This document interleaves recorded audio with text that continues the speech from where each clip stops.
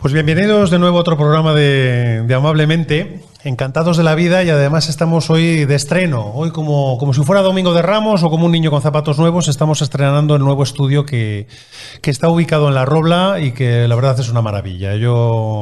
Aquí tenemos espacio, luz y no sé cuántas cosas. Y hoy para estrenarlo, pues como seguramente habréis visto en las intros previas, pues hoy tenemos un invitado estupendísimo. Hoy está con nosotros Darío Álvarez Bouzas. Darío, ¿qué tal? Muy bien, buenos días. Buenos días. Oye, aquí como tradición, porque al final, oye, estamos muy relacionados con la montaña o con el mundo rural, aunque podemos abrirlo, pero en nuestro caso yo siempre le pregunto a la gente ¿de dónde vienes? ¿Cuál es tu relación con la montaña? Pues mi relación con la montaña es descender de familia, porque yo tengo los orígenes en un pequeño pueblito del ayuntamiento de Riello, de Omaña, la comarca de Omaña, que se llama Robledo de Omaña, y allí pasaba mis veranos en la infancia, y bueno, aunque yo siempre viví en León, y desde hace 3 años estoy viviendo allí prácticamente de continuo.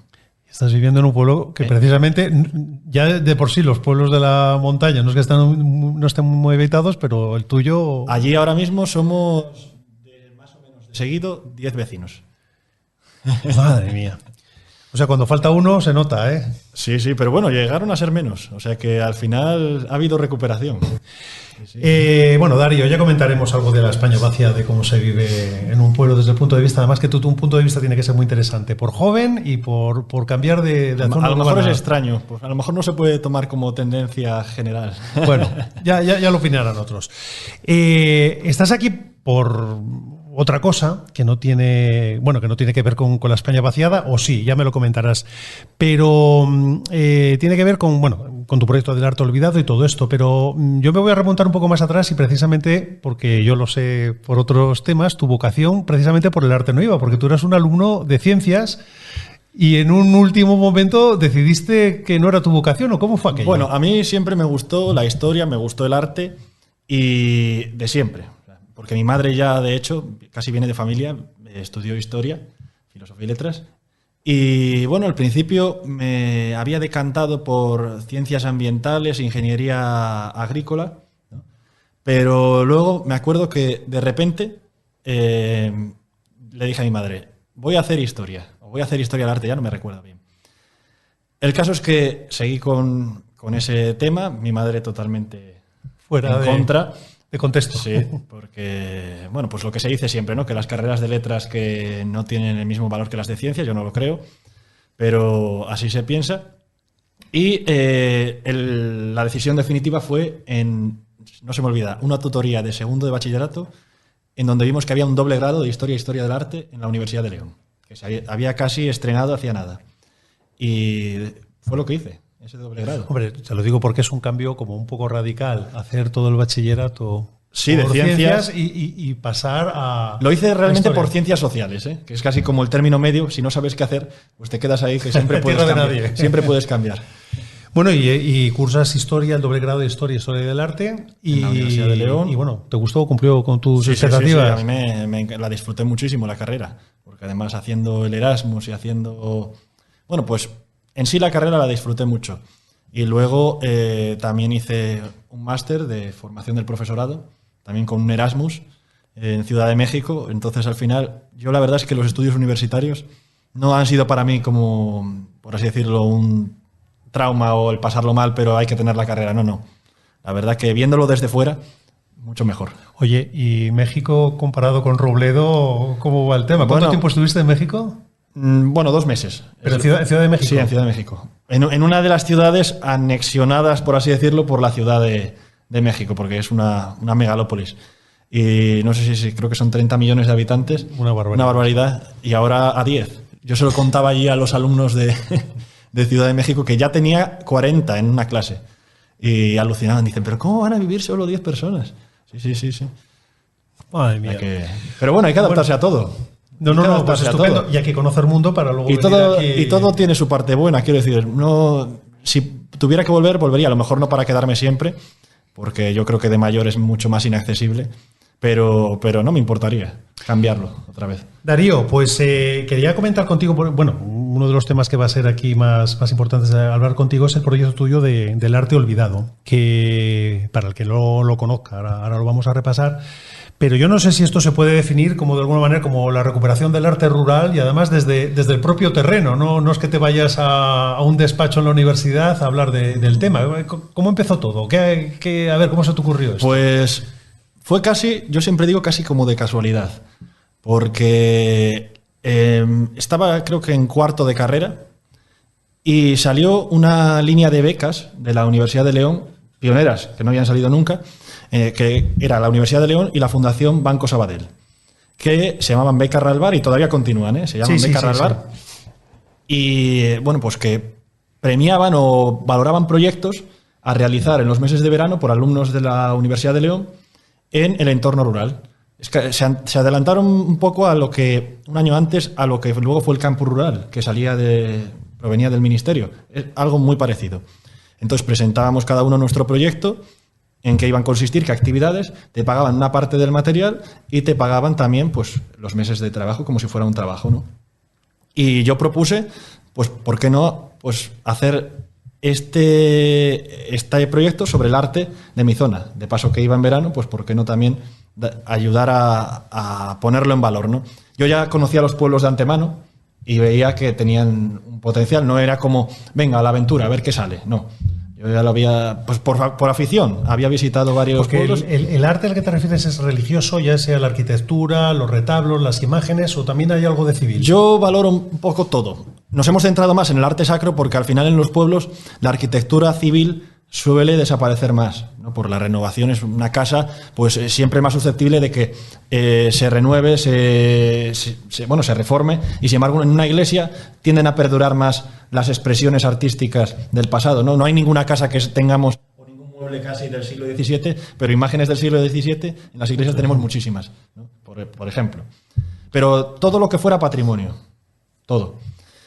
Y bueno, eso empezó el primer año, en verano, con la beca Ralbar. Lo que hicimos fue una exposición donde recuperamos algunas piezas que estaban en trasteros, o sea, tiradas literalmente, por la falta de uso también, porque al no haber gente casi, pues las costumbres ligadas a esas piezas pues han perdido hace ya varias décadas y estaban ahí abandonadas.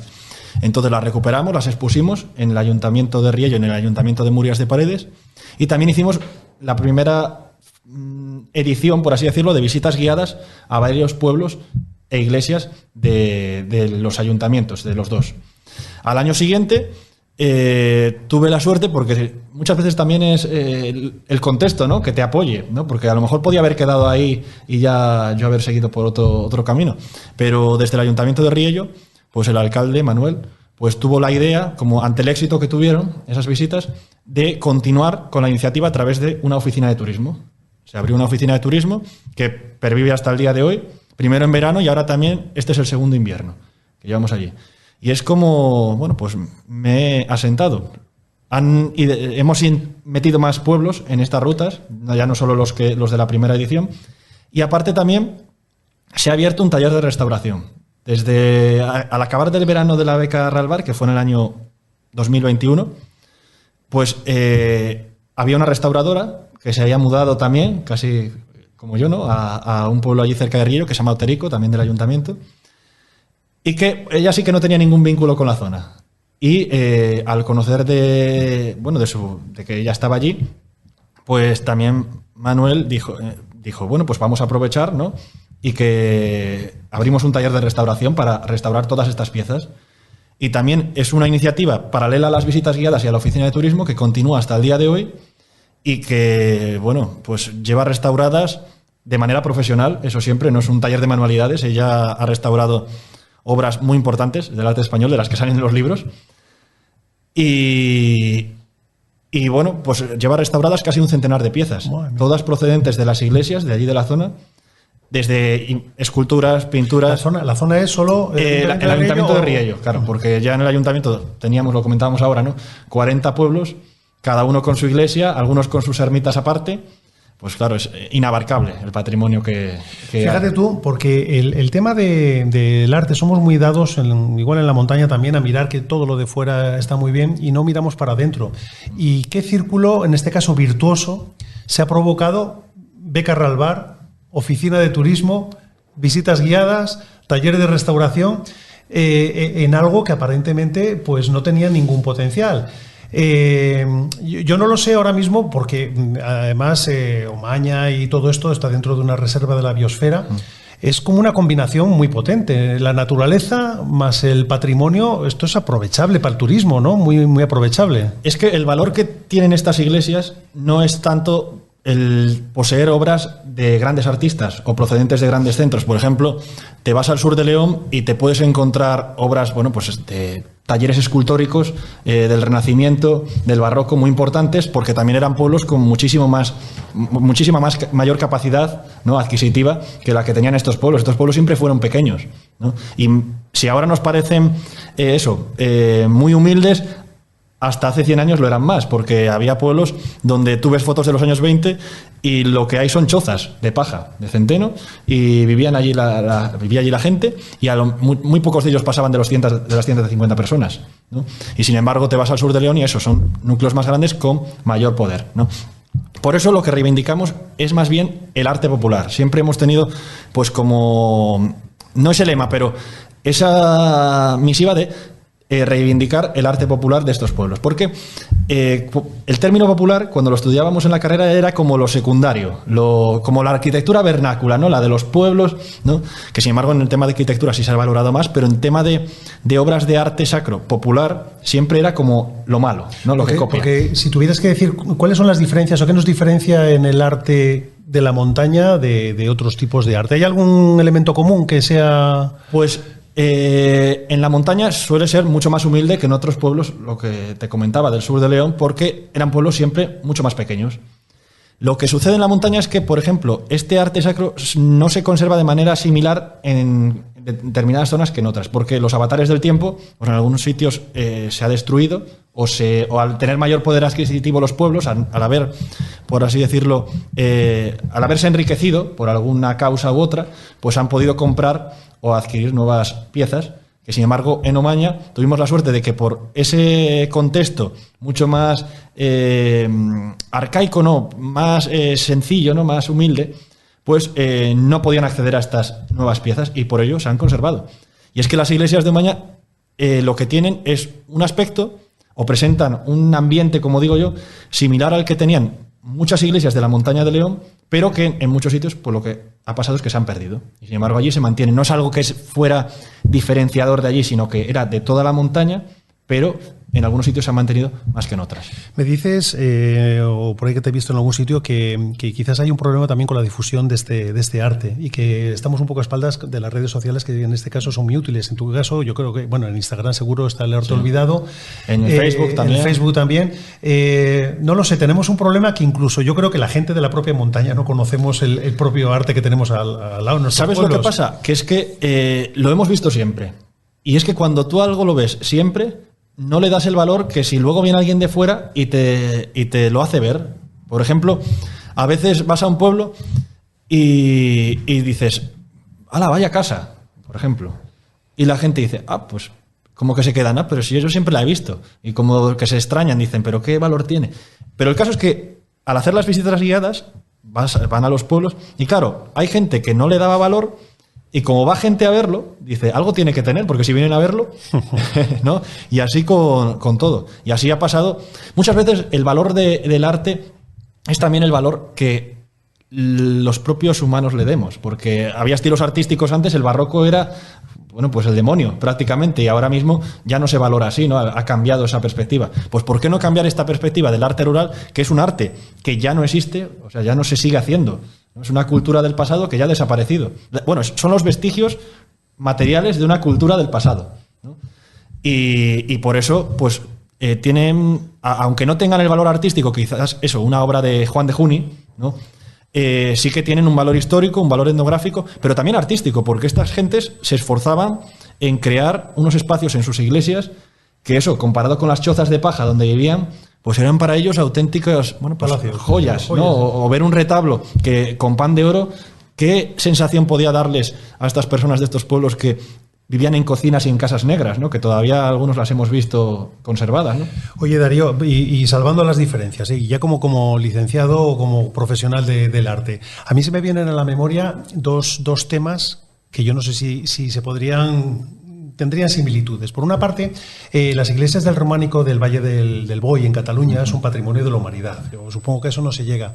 Pero yo no sé si de alguna manera se puede hacer una catalogación de lo que es la arquitectura de la montaña, de Omaña, de más amplio, y decir, oye, de alguna manera esto es un conjunto que podamos catalogarlo. Yo no digo patrimonio de la humanidad, pero como conjunto histórico o bien de interés cultural, o qué podría ser. Lo que estamos tratando es de crear una ruta que no sean solo visitas guiadas al azar. Venga, a ver, una iglesia, una casona, no. Que les ligue todo un nexo, ¿no?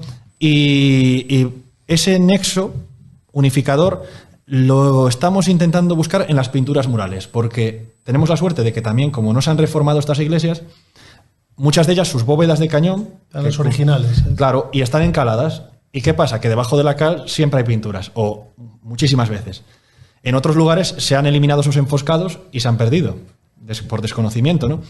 Pero en la Montaña de León todavía no existen muchos conjuntos murales, algunos recuperados, como por ejemplo aquí cerca tenemos el de Beberino, de Gordón, o por ejemplo en Torre de Bavia se han restaurado hace poco, o en Robles de la Ciana, en La Puerta, también allí en Riaño. Pero hay otras muchas iglesias que tienen pinturas murales de tardogóticas, del Renacimiento, barroco, y que ahí siguen, y están a la espera de ser descubiertas. Es casi como... Hacemos casi a veces de exploradores, ¿no? Por eso yo cuando visitaba iglesias al principio y veías obras, dices, jolín, te sientes casi como un explorador descubriendo, ¿no? O un arqueólogo, porque realmente te encontrabas pequeñas joyas de estas del arte popular, muy sencillas, pero que si le sabes dar valor, puedes ver pues la belleza que tienen, ¿no? El otro tema que te quería comentar era relacionado con las edades del hombre. ¿Tú crees que tendría cabida hacer una exposición de arte rural y que fuera unas edades del hombre en alguno de los municipios de la montaña que englobara todo esto? ¿O estoy diciendo una gilipollez? Sí que lo he pensado. He pensado mucho en lo de las edades del hombre porque es una fundación que, bueno, pues de manera, yo creo que encomiable, ¿no? Ha ido recuperando desde que se empezó todo ese arte rural, pero de grandes artistas. Volvemos a lo mismo. De grandes talleres, Gregorio Fernández, Juan de Juni, bueno, todos los grandes maestros de la escultura de Castilla, ¿no? De la escuela castellana, han sido, como por así decirlo, el principal conjunto que han expuesto, ¿no? Y sin embargo no se le ha dado tanta importancia al arte de estos pueblos mucho más alejados de esos focos artísticos. ¿Por qué no? Sería bueno hacer una exposición que combinara ambos tipos de arte y que se viera el contraste entre un contexto económico y el otro, porque al fin y al cabo es historia los dos, ¿no? La historia cada uno. ¿Esto de quién depende? ¿De la propia fundación? Sí, las edades del hombre. Municipios de acuerdo que... Las edades del hombre es una fundación que también tiene colaboración con la Junta de Castilla y León, y bueno, y es de la Iglesia, de los obispados, y bueno, tiene un taller de restauración también muy, muy destacado, que restaura las obras y luego las vuelve a su sitio original, casi como lo que hacemos nosotros, pero a mayor entidad. Te lo digo porque, bueno, al final, oye, una de las preocupaciones que siempre tenemos en todos los programas es cómo de alguna manera podemos vincular, me voy a lo de la España vaciada, pues al final no deja de ser la economía con nuestro entorno. Y lo que comentas a mí me parece muy interesante. No es obvio que la sede, donde hay una exposición de las sedes del hombre, pues se nota. Se nota porque la cantidad de gente que va. Entonces, bueno, de aquello yo no lo sé si se puede plantear y quién tendría que tirar del carro. Porque en todo esto, ¿la relación con el obispado o cómo...? Sí, ya siempre hemos tenido, hay que destacarlo también porque es un factor muy importante, el apoyo del sacerdote, de los sacerdotes de allí de Omaña, a todas las actividades que hemos hecho. Y ahora ya hemos establecido una mayor comunicación con el obispado para ir un paso más allá, ¿no? Y poder hacer acciones más, por así decirlo, más profundas, que no se quede solo eso en las visitas guiadas, sino que se pueda constantemente mejorar y, ¿por qué no?, ampliar ese taller de restauración, poder hacer algún tipo de centro museístico, que también estamos intentando trabajar en ello en Riello, y que puedan albergarse piezas que a lo mejor en invierno corren el peligro de desaparecer en esos pueblos, ¿no? Porque si queda poca gente, pues nunca sabes.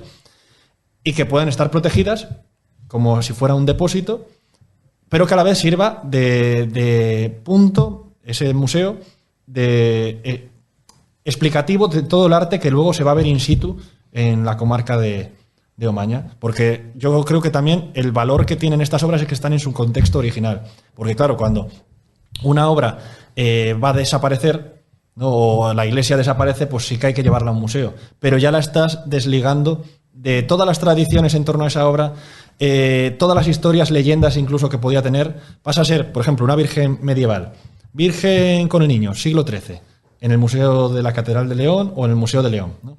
Sin embargo, en cualquier iglesia de pueblo puede ser Virgen de la Zarza. ¿Por qué se llama así? Pues porque apareció en la zarza tal. ¿Qué tradiciones tiene? Pues se la sacaba en tal fiesta, en tal procesión, se la vestía de tal forma, se le ponían tales joyas. O sea, ya tiene una historia alrededor de esa imagen que si la desplazas a un museo, pero como cualquier cosa, un retablo, todo, sí que lo proteges y lo puedes valorar pues de manera, en el sentido artístico, pero toda esa historia ligada a esa pieza se pierde o se diluye.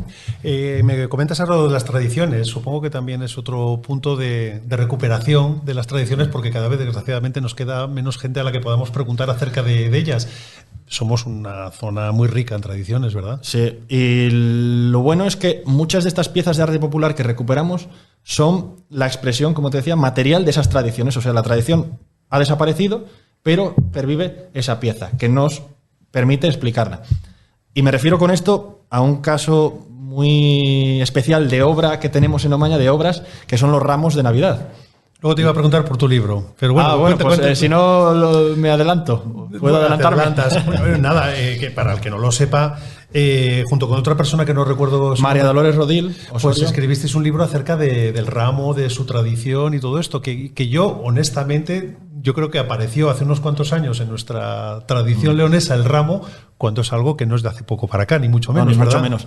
Es una tradición que, en el caso de Omaña, la hemos rastreado, tanto María Dolores Rodil como yo, en los archivos de las iglesias de Omaña, y se remontan los primeros datos al siglo XVIII. O sea que no quiere decir que no existiera anteriormente, pero los primeros datos de los que disponemos son de esas fechas. Y en el resto de la provincia estamos así, en torno a la edad moderna, los primeros datos. ¿Es una tradición de León? ¿Es de la montaña? Es una tradición de muchos sitios de la península. Y incluso hay tradiciones muy similares, que a lo mejor no se llaman ramo, pero muy similares fuera de España. O sea, que es una tradición amplísima, porque al fin y al cabo es una ofrenda, es ofrecer a través de un ramo una serie de objetos o de bienes, ¿no? A una devoción. ¿Y qué cosas contáis? Porque tiene que dar para un libro. El libro es El ramo en la montaña occidental leonesa. Comarca de Omaña, que nos lo publicó... Da mucho de sí, ¿no? Sí, nos lo publicó la Cátedra de Estudios Leoneses de la Universidad de León, o sea que también hemos tenido apoyo de la universidad, afortunadamente. ¿Y qué se puede contar acerca del ramo? Pues para que dé tanto de sí. El libro surgió pues entre Loli, María Dolores Rodil, Loli, y yo, porque ella tenía muchísima información recogida desde hacía pues décadas, ¿no? Pues unas pesquisas que hacía por los pueblos de Omaña y de fuera de Omaña, ¿no? Pero de Omaña sobre todo. Y quisimos dar forma a toda esa información de campo, por así decirlo, y volver a hacer un repaso a todos los ramos como objeto físico que se conservaban en las iglesias de Omaña. Entonces hicimos un repaso, fotografiamos todos los armazones y luego, junto a ese catálogo artístico, hicimos también añadimos esa parte de la tradición inmaterial que en Omaña se ha perdido totalmente, porque el ramo en Omaña de Navidad se perdió en torno a los años 70, ¿no? Se conservan los armazones, pero el hecho de cantar el ramo, que era muy importante, ¿no? Porque no era el soporte de adorno, sino que tenía su sentido porque participaba en un ritual, ¿no? En la misa del gallo, Nochebuena. Pues se había perdido. Pero afortunadamente quedaban estos armazones que, a diferencia de otras zonas de León, eso sí que es propio de la comarca de Omaña y la comarca de Luna, Bavia, la Ciana también un poco, o la Ribera Alta del Órbigo, los ramos allí son piezas que van más allá del simple soporte de ofrendas, de velas y de roscas ¿no? Sino que tienen ya valor artístico de por sí. No sabemos por qué. Allí los artistas populares pues los pintaron de colores, los hacían con formas torneadas, giratorios, incluso todos añadían... los ramos, bueno, tienen toda la misma estructura, pero no son iguales, ¿no? No. Bueno, en cada zona es de una forma. Incluso dentro de una misma zona puede no haber una forma predominante. Muchas veces era la propia creatividad yo creo, la propia creatividad del carpintero. E incluso en Omaña tenemos una serie de ramos que llamamos alargados porque lleva las velas como en fila, ¿no? Y sin embargo, pues yo creo que hace unos 150 años empezó a introducirse una modalidad redonda de las velas puestas en círculo, que es casi la que más se conoce ahora de Omaña, pero que también se combinaba con otra. Quiero decir, no tenían una forma establecida como ahora nos los venden, ¿no? Esa forma triangular, ya digo, claramente establecida, unificada. Yo creo que ya está introducido del todo. Ya en las del todo, te puedes comprar un ramo, ya nos preocupamos por tener un ramo en casa. Y es que es una tradición, como dicen algunos estudiosos de esto, de antropólogos, que se ha reconstruido, ¿no? A partir de eso, de fragmentos. Es como si reconstruyéramos un plato a partir de fragmentos de diferentes sitios. Y esa reconstrucción ahora ha vuelto a los pueblos. Y te encuentras pueblos donde tienen en su iglesia el ramo antiguo, que ya no se canta ni nada, pero en la plaza del pueblo tienen un triángulo de los de ahora. Entonces es un proceso curioso. ¿Cuál es el origen? ¿Cuál es el significado? El significado es lo que te decía: ofrendar una serie de bienes a una imagen por la devoción de las mozas. Normalmente eran de las mozas en Omaña. ¿Pero con esa forma por algo en concreto? No. Pues era redondo, pues porque al carpintero le dio por hacerlo así. Y en otras zonas se llevaban en andas. Y en otras zonas, como en la Cabrera, los hay a ruedas. O sea, al final, en algunos sitios mucho más grande que en otros, ¿no? Incluso en Laguna de Negrillos hay un ramo que no es de Navidad, pero lo llevan con remos, con cuerdas, casi como si fuera un pendón, de lo grande que es.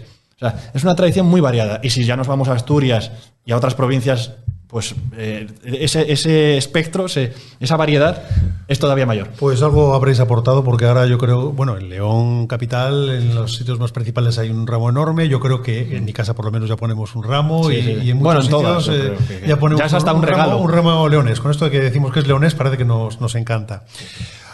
Oye, como anécdotas, yo no sé, en tanta visita guiada, ¿qué es lo que más llama la atención? ¿Qué anécdotas? ¿Qué sorprende que cuando cuentas algo? Cuéntanos algo de anécdotas que pueden haber sucedido o curiosidades que... Ahora no me viene a la mente, pero bueno, por ejemplo, muchas veces es que, decir, vienen visitantes y dicen, si esto lo hay en mi pueblo, esto lo había en mi pueblo, porque a lo mejor han tenido la mala suerte de que han desaparecido piezas o se ha reconstruido la iglesia y por lo tanto se han perdido esas obras.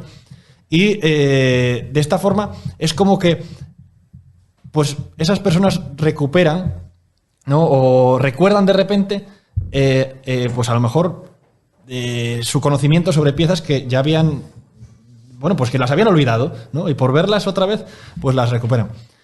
O por ejemplo también en mi caso ha sido muy beneficioso el que haya visitas guiadas, porque también te dicen, oye, en mi pueblo tengo esto, ¿por qué no vas a verlo? Por ejemplo, en el caso de los ramos. Pues en mi pueblo hay un ramo y yo no lo conocía y vas a verlo.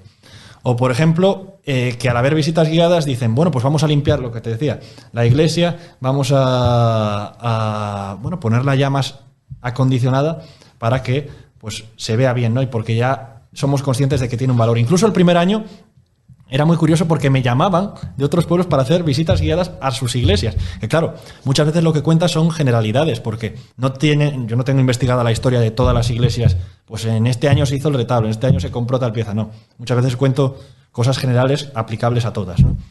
Y decían, vamos ¿por qué no haces una visita y nos la explicas? Y así de esta manera podemos pues también pues conocer lo que tenemos, que muchas veces no lo sabemos. Yo creo que es lo más gratificante. A ver si me apunto y voy a una visita contigo para que... Pues cuando queráis, porque ahora estamos todo el año llamando. Pues te iba a preguntar por un tema que yo no lo sé. Tú eres mi amante de la tradición y de todo lo que viene con el mundo rural, pero parece que eso no es lo que tira más en los jóvenes ahora mismo. No lo sé si gracias a ti, pues oye, podemos atraer un poco a los jóvenes hacia el mundo rural y hacia la tradición. ¿O cómo ves dicotomía entre unas cosas, entre los jóvenes, la tradición, el mundo rural? En el tema cultural es todo muy complicado atraer a gente joven, sobre todo bueno, pues en todos los casos, ¿no? Desde un museo hasta una conferencia es muy difícil ver a gente joven.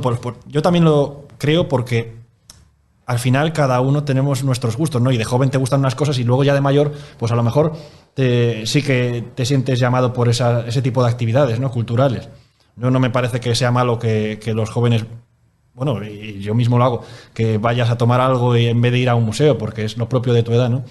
Pero yo creo también que al margen de las creencias, que es un mensaje que yo intento que cale, ¿no? Que al margen de las creencias que cada uno tengamos, porque sí que es verdad que los jóvenes pues vivimos en una sociedad mucho más secularizada, ¿no? Y quizás estamos más desapegados a este tipo de arte sacro porque a lo mejor consideramos que es expresión pues, de unas creencias que nosotros no tenemos, ¿no? Pero yo creo que lo que hay que entender es que son obras de arte o es historia y que al final es la historia de nuestros pueblos. Entonces, si vas a tu pueblo, jolín, qué mínimo que dar valor a esa historia de siglos, que de toda esa gente que se esforzó en su momento por hacerlo porque era importante para ellos y que lo tienes tú y tú eres el custodio de esas obras y tienes el deber, ¿no? de pasarlas a las generaciones siguientes. Entonces, y yo digo que lo que te decía, al margen de esas creencias hay que valorarlo, porque igual que valoramos un templo romano y no adoramos al dios Júpiter, ¿verdad? ¿Por qué no valorar del mismo modo una iglesia que al fin y al cabo da igual si crees o no crees? Es arte, de por sí, ¿no? O una mezquita, aunque no seas musulmán. Pues tienes toda la razón. Darío, ¿cómo ves el futuro? ¿Qué te planteas? ¿Seguir con esto? ¿Tienes pensado escribir algo más? ¿O estás estudiando algo? A mí, bueno, ahora estoy terminando otro máster, pero de momento estoy muy a gusto. No sé qué será el futuro. No, tampoco a largo plazo tampoco veo varias opciones, pero de momento estoy muy bien. Oye, no te he preguntado, ¿y el estado de conservación de las iglesias cómo está? En Omaña, que, por ejemplo, estén arruinadas de que se vayan a caer, ninguna. Porque afortunadamente los tejados, las cubiertas están restauradas y a corto y medio plazo yo creo que ninguna corre el peligro de que desaparezca, ¿no? Igual que en otras zonas, pues a lo mejor sí, porque no tienen medios para arreglar el tejado de una iglesia y entonces se cae. Pero en Omaña yo creo que no. Lo que sí, el patrimonio interior es lo que hay que ir dando, pues restaurándolo, poniéndolo en valor, sacarlo a exposiciones, como bien dices, que de hecho tuvimos, no lo mencioné, una de Ramos estas navidades en la Fundación CEPA, en el Museo de la Inmigración Leonesa de León. ¿Ah, sí? Tuvimos expuestos ahí 10 ramos y otros 2 en el Museo de los Pueblos Leoneses, en Mansilla.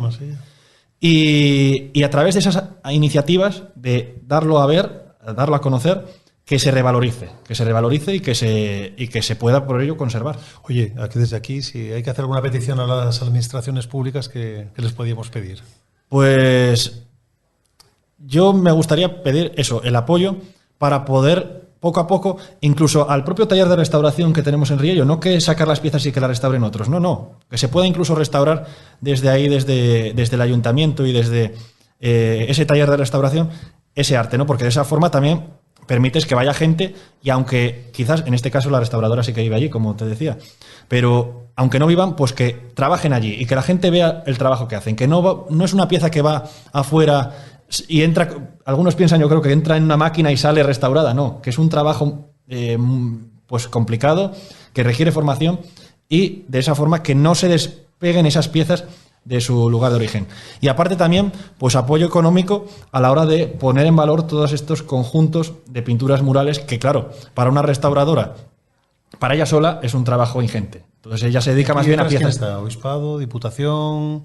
Junta, no sé quién pues desde la Junta de Castilla y León de estos temas o nosotros buscamos el apoyo de quien sea, desde el Obispado, la Junta de Castilla y León. Tú estás en Riello, que es una gran suerte para Riello y para Omaña, pero hay muchísimos municipios que no tienen un Darío.